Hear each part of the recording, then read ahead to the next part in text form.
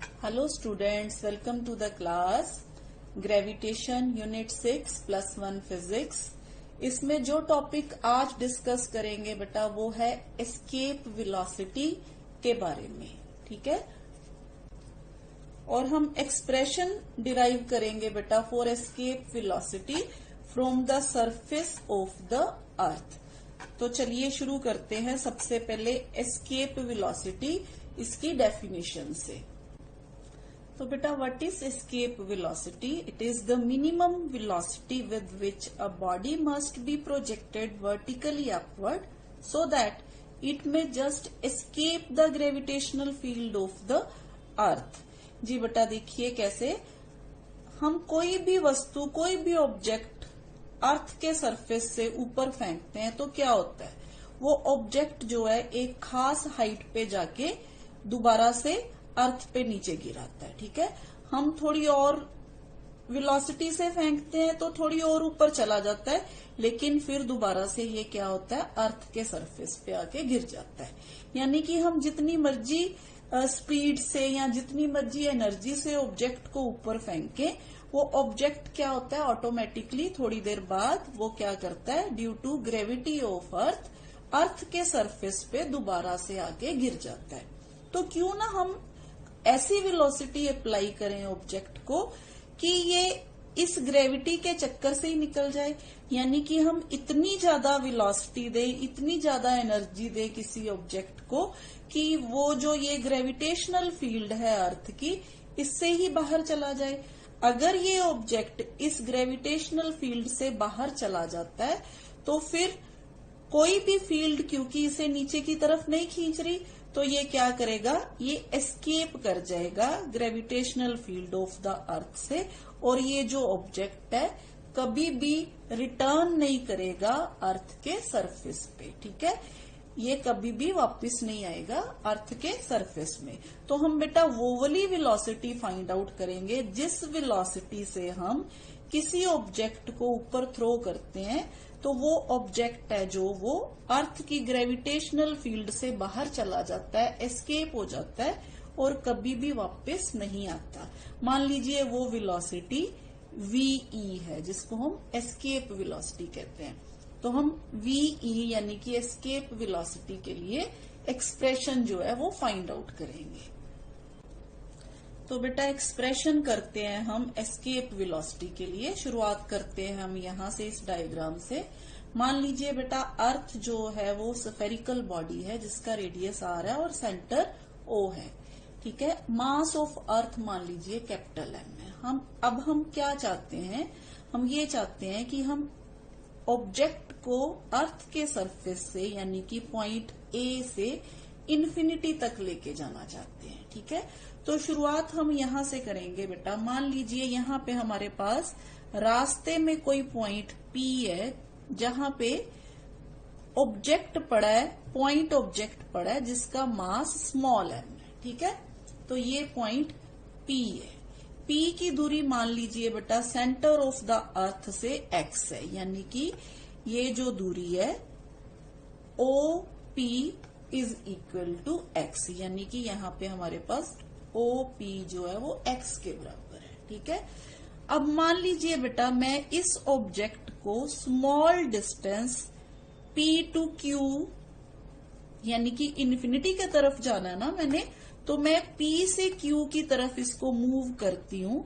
तो यहां मैं dx डिस्टेंस जो है वो कवर करती हूँ, यानी कि ये ऑब्जेक्ट जब P टू Q जाता है तो ये dx डिस्टेंस कवर करता है। तो उसके लिए मेरे को इस पे स्मॉल वर्क करना पड़ता है। किसके लिए? इस ऑब्जेक्ट को P पॉइंट से Q पॉइंट तक लेके जाने के लिए, ठीक है। तो इस पॉइंट ऑब्जेक्ट को जब मैं P से Q तक लेके जाऊंगी तो मैं कोई फोर्स लगाऊंगी, ठीक है। वो फोर्स इनटू डिस्टेंस जो होता है वो किसके बराबर होता है बेटा? वर्क डन के बराबर होता है। तो पहले तो हम देखते हैं स्मॉल वर्क डन इस ऑब्जेक्ट पे कितना होगा, फिर हम टोटल वर्क डन है जो वो कैलकुलेट करेंगे, ठीक है। तो सपोज कर लेते हैं बेटा body of mass m lies at point P at distance x from its center, ठीक है। देन यहाँ पे gravitational force of attraction on the body P क्या होगी? ग्रेविटेशनल फोर्स ऑफ अट्रैक्शन हम क्यों निकाल रहे हैं बेटा? क्योंकि वर्क में फोर्स की जरूरत है। फोर्स ऑफ अट्रैक्शन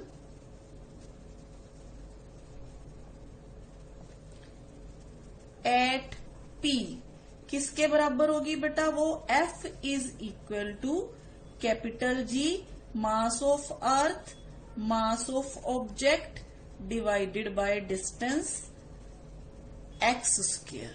ठीक है, डिस्टेंस दोनों में कितना है? P और O के बीच में हमने कहा OP is equal to x के बराबर है। तो ये तो आ गया बेटा फोर्स। अब हमने क्या निकालना है? स्मॉल वर्क डन निकालना है। तो स्मॉल वर्क डन जो होगा, द स्मॉल वर्क डन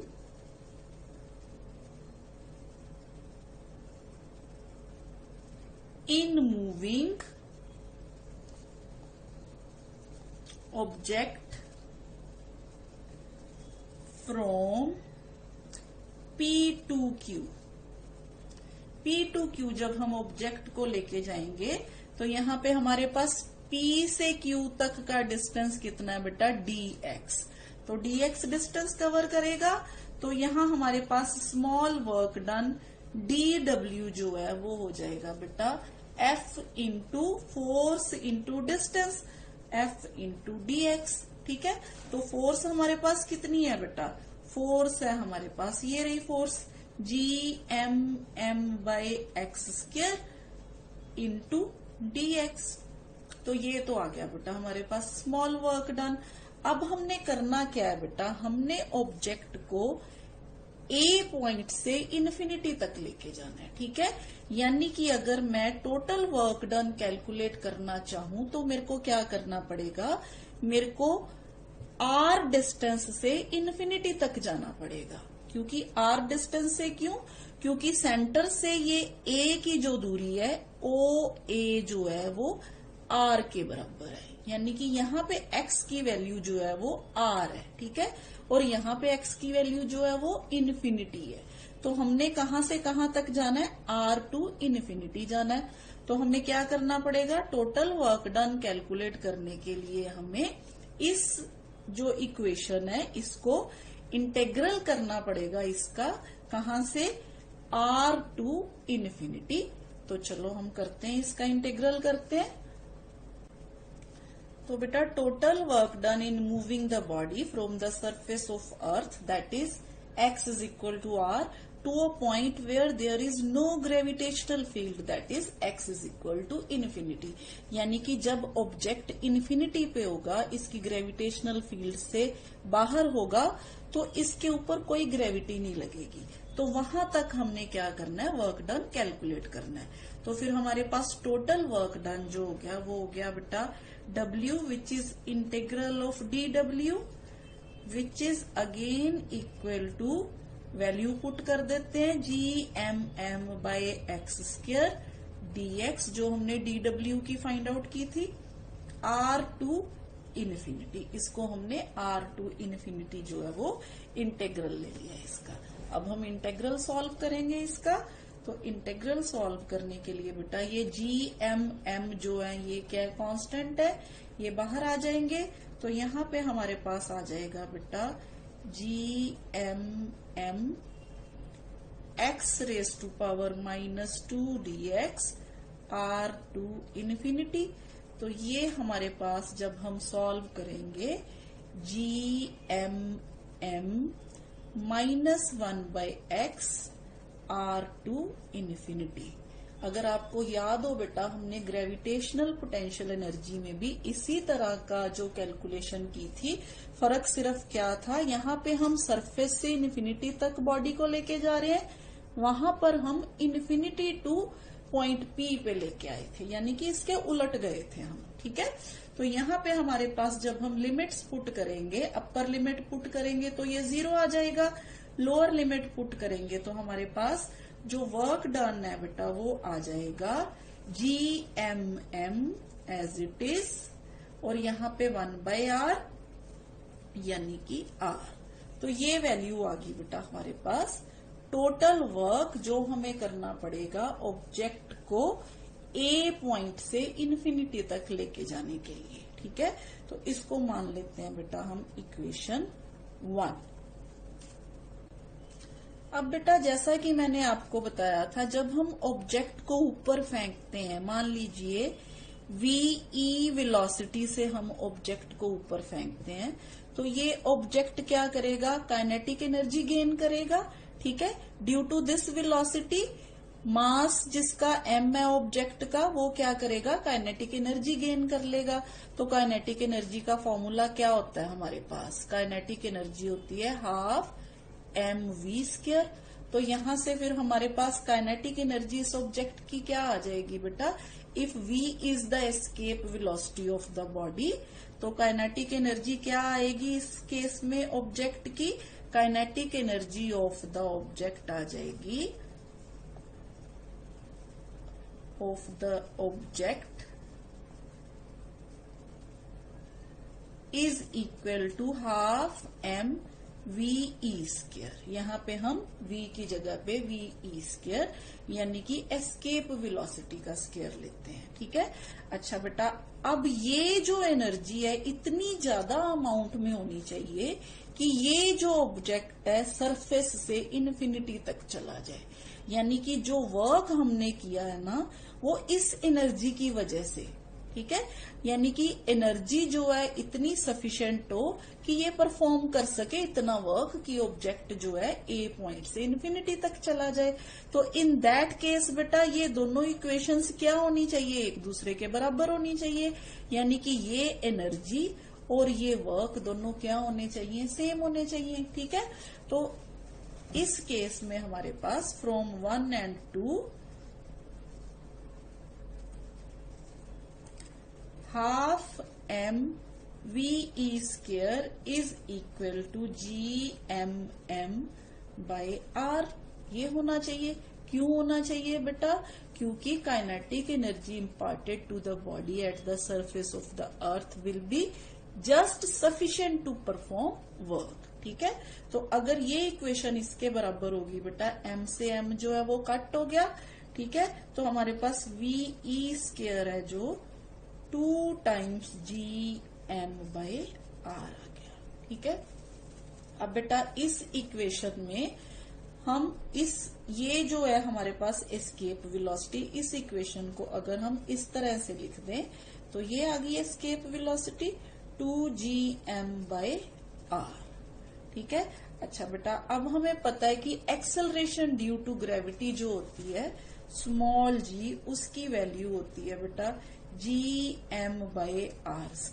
ठीक है, तो यहां से हमारे पास gm की एक और वैल्यू आ गई जो कि स्मॉल g r² के बराबर है।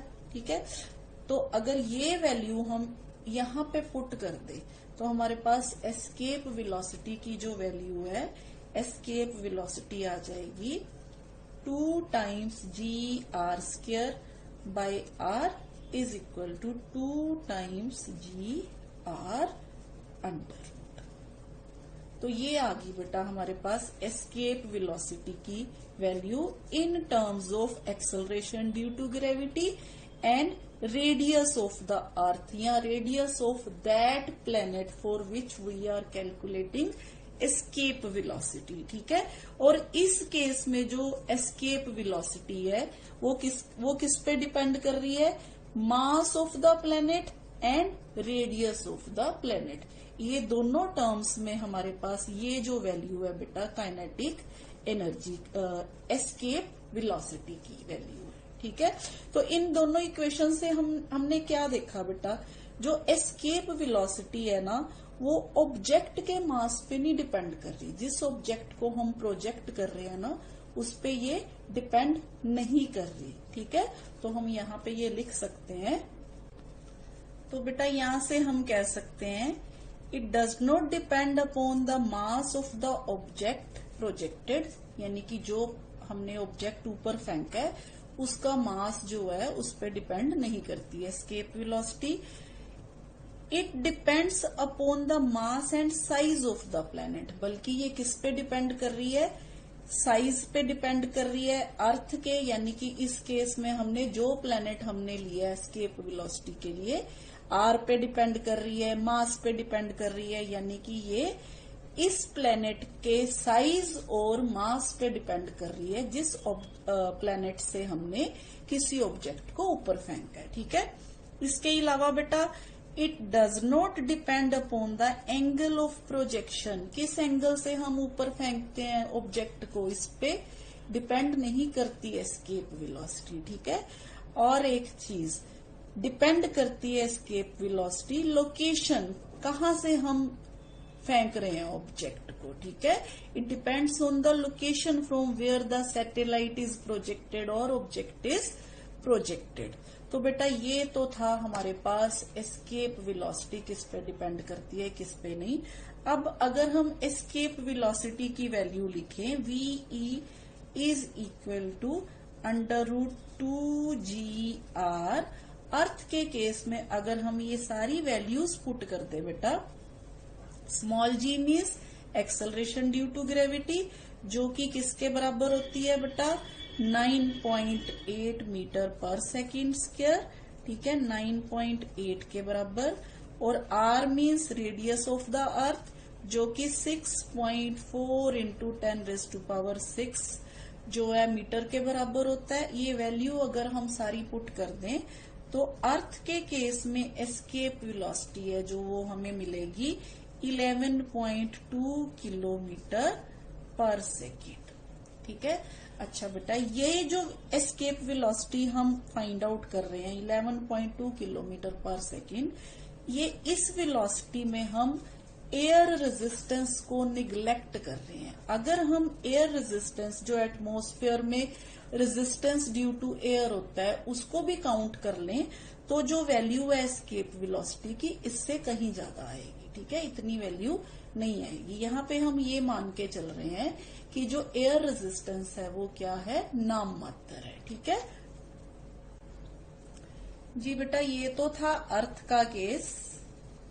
अब अगर इसी तरह से हम एस्केप वेलोसिटी मून के केस में फाइंड आउट करें तो वो आएगी 2.3 किलोमीटर पर सेकेंड। ठीक है, इसी तरह से अगर हम ये बेटा मून के लिए, अगर हम सन के केस में एस्केप वेलोसिटी फाइंड आउट करें तो सन के केस में बेटा 618 किलोमीटर पर सेकेंड आएगी, ये सन के केस में।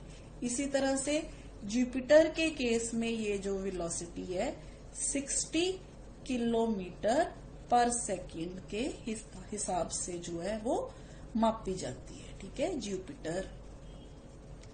तो एस्केप वेलोसिटी आपने देखा अलग अलग प्लैनेट्स के लिए अलग अलग होती है, यानी कि जितना इजीली कोई ऑब्जेक्ट किसी प्लैनेट की ग्रेविटेशनल फील्ड को एस्केप कर सकता है उसी हिसाब से उसकी क्या होती है, एस्केप वेलोसिटी होती है। ठीक है, तो ये है बेटा एस्केप वेलोसिटी। इसके अलावा बेटा एक सेकंड मेथड भी है एस्केप वेलोसिटी फाइंड आउट करने का, वो भी आप देख लीजिए, सिंपल है जी बेटा। सेकंड मेथड में हमें पता है बेटा अर्थ के सरफेस से हमने जब ऑब्जेक्ट को ऊपर फेंका तो इसने कितनी काइनेटिक एनर्जी गेन की, काइनेटिक एनर्जी गेन की इसने बेटा 12 mv² के बराबर। ठीक है, और अर्थ के सरफेस पे ग्रेविटेशनल पोटेंशियल एनर्जी है जो वो कितनी होती है बेटा, वो हमने ग्रेविटेशनल पोटेंशियल एनर्जी के केस में देखा था, वो होती है -gmm/r।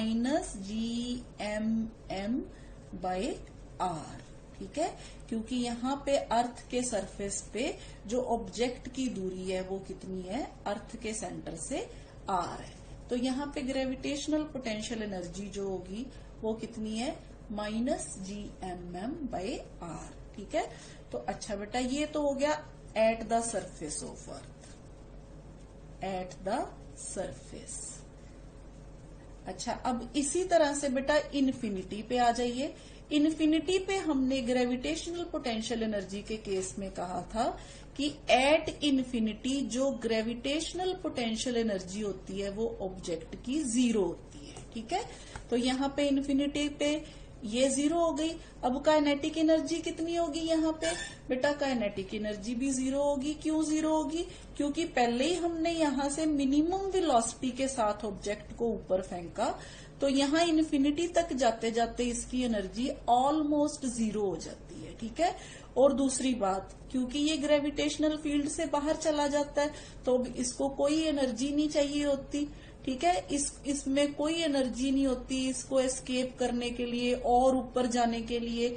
तो यहाँ पे पोटेंशियल एनर्जी और काइनेटिक एनर्जी इफेक्टिवली क्या हो जाती है? 0 हो जाती है। ठीक है। तो ये तो था एट द सरफेस। तो अब इन्फिनिटी पे क्या होती है? एट इन्फिनिटी काइनेटिक एनर्जी भी 0 होती है और पोटेंशियल एनर्जी भी क्या होती है? 0 होती है। तो अगर हम law of conservation of energy देखें तो ये एनर्जीज का sum, total energy at the surface और टोटल एनर्जी एट इन्फिनिटी दोनों सेम होनी चाहिए। ठीक है। तो बेटा according to law of conservation of energy, total energy at the surface of earth is equal to total energy at the infinity. अब total energy surface of earth पे कितनी होगी? हाफ mv² जो कि काइनेटिक एनर्जी है, plus potential energy जो कि -gmm/r है। तो इधर हमने कहा था ये 0 के बराबर है। तो यहां से अगेन बेटा हमारे पास इक्वेशन आ गई, half mv² is equal to gmm/r। तो अगेन यहां से जो एस्केप वेलोसिटी है उसकी वैल्यू जो है वो आ गई बेटा हमारे पास √2gm/r। तो ये बेटा सेकंड मेथड है एस्केप वेलोसिटी फाइंड आउट करने का eight the surface of earth.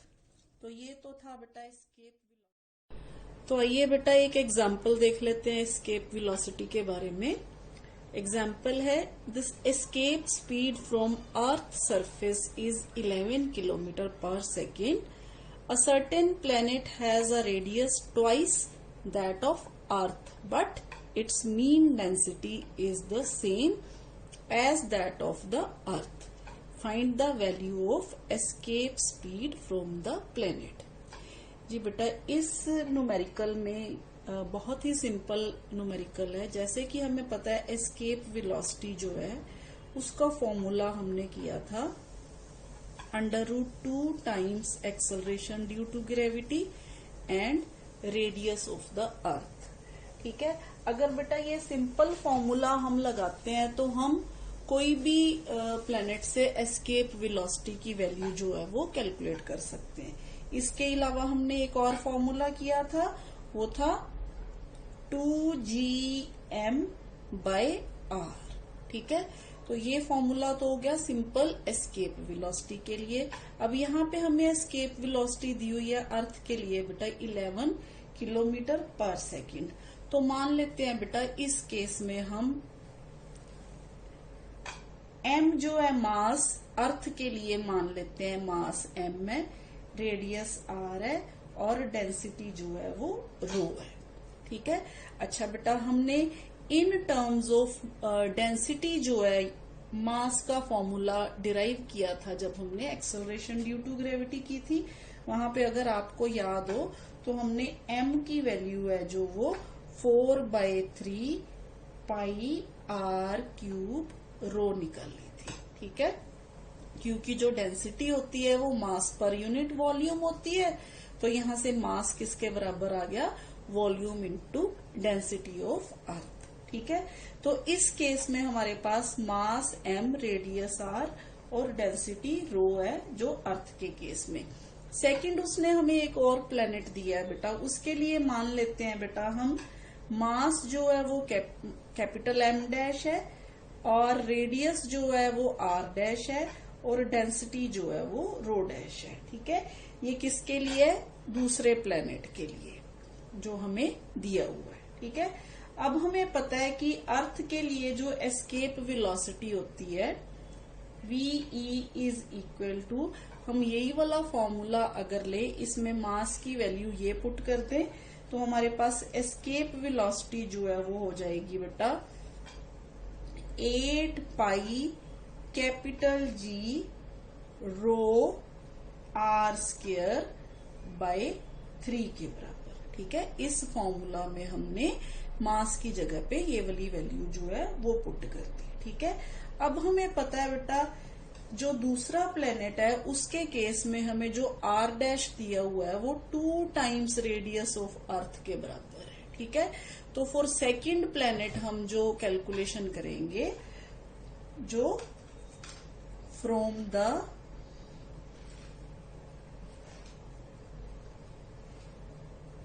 Planets surface.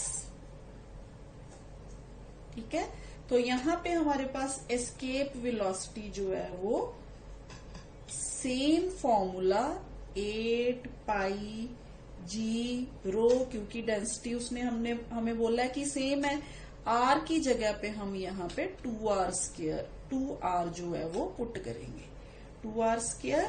ठीक है, डिवाइडेड बाय 3।